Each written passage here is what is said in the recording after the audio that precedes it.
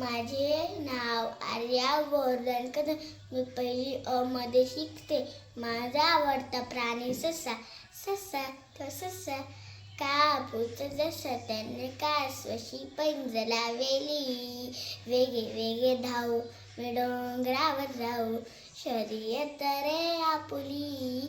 माझ्या गाण्याच्या ओळी ऐकून तुमच्या लक्षात आलेच असेल माझा विषय काय आहे, हो की नाही? हो ना. तर माझा आवडता प्राणी ससा. ससा ससा आता थोडासा हसायला नाही येत तमिळ असते.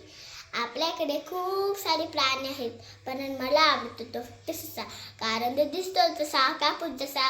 तुम्हालाही नक्कीच आवडेल ना ससा. ससा म्हणाले की आपण अशी ॲक्शन करतो. ससाचे डोळे गोल गोल असतात. अंधारात जुनी काही मूर्तीच्या लाईट. ससा पांढऱ्या काळ्या भुऱ्या रंगाचे असतात. ते इकडून तिकडे उड्या मारतात. ते घासपूस खाणे आधीच पसंत करतात. ससा वेळात राहतो तेव्हा अतिशय भित्र आहे. मी जर घाबरले तर माझी आई मला म्हणते, तुझी काय ससाची काळजी आहे का? पण एक सांगू का, मला त्याचा गर्विष्ठ स्वभाव अजिबात आवडत नाही. तर ह्या गर्विष्ठ स्वभावामुळे ती कासवाबरोबर ती पण लावलेले हारून बसला. ससाचे नाव घेतले की सर्वांना त्याची शर्यत आठवते.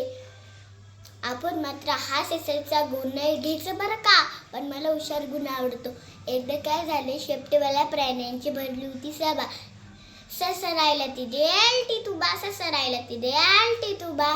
ससा म्हणाला, बस खाली, बंद कर माझं कौतुक.